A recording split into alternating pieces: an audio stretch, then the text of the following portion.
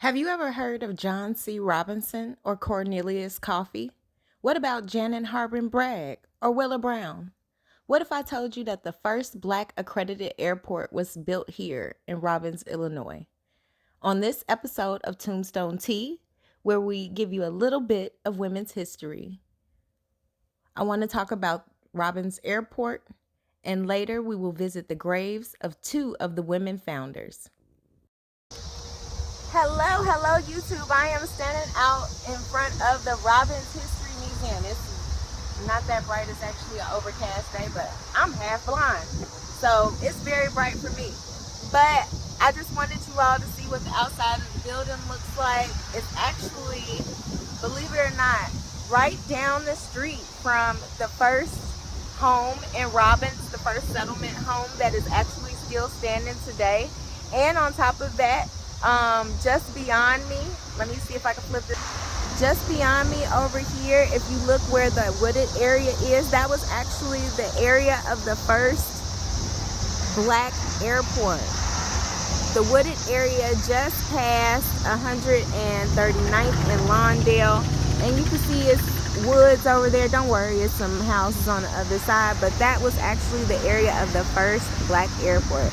So here we are outside of the Robbins History Museum in Robbins, Illinois, and I hope you all enjoy our video today.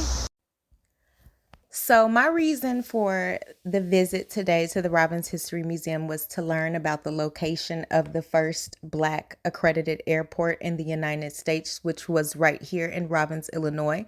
But to be honest with you, this was such an adventure because there is just so much history that comes from Robbins, Illinois.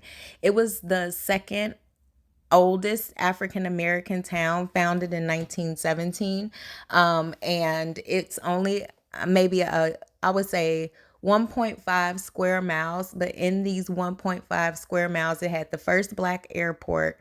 Keke Palmer is from here, Dwayne Wade, Nichelle Nichols, who played on Star Trek, and actually in here you will see her actual Star Trek uniform, which is really, really cool. They have it on display. So that was a perk for going to the museum. So I highly recommend if you live in the Chicagoland area. It's open every Saturday from 12 to 5. And it's ran by the Robbins Historical Society. And I actually got to meet two of the members today, Mr. Haymore, who runs the museum, and also Mr. Fuller, who is the grandson of the first mayor of Robbins, S.B. Fuller. There's so much history in here, so many murals and dedications to the Tuskegee Airmen. There were 10 Tuskegee Airmen that came from Robbins.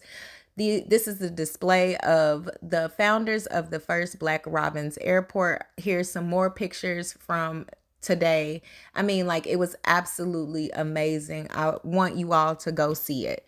But as far as the first Black airport, it was in this small town of Robbins that the airport was born. It was started construction in 1931.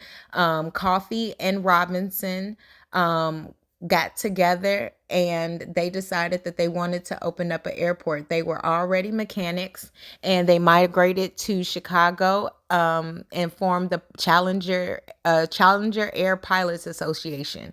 And this group of Black aviators decided to buy an abandoned airfield to construct the Robbins Airport.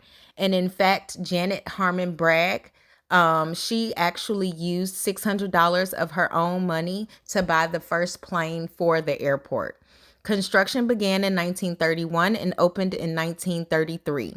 And at the time, it was the first and only Black-owned accredited airport in the U.S., and it was accredited by the Department of Commerce.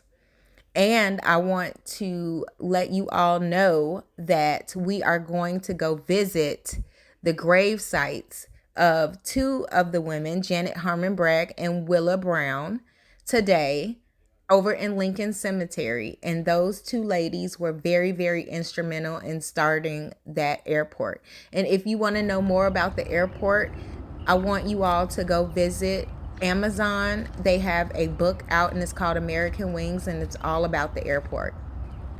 Now, in Section 40 of Lincoln Cemetery in Blue Island, on the edge of the road separating Lincoln from Oak Hill Cemetery, you will find the epitaph to Janet Harmon Bragg.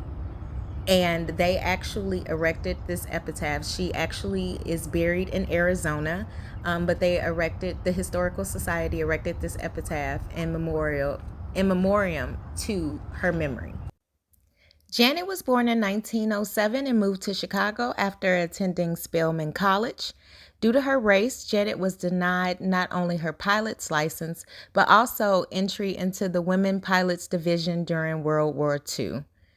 She retired from flying in 1965 after having over 2,000 pilot hours. And she passed away in 1993 at the age of 86. Not too far from her grave is the grave of Willa Brown. Born in 1906, Willa was a teacher who became the first woman to have a pilot's license in 1938 in the U.S. and a commercial pilot's license in 1939. Willa cultivated a strong relationship between the Pilots Association and the Chicago Defender, helping keep the school in the spotlight and financed.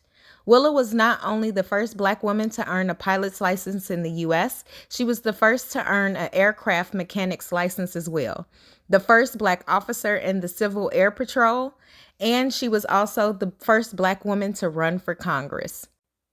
Willa also passed at the age of 86. I hope you enjoyed our journey today through women's history. Until next time on Tombstone Tea.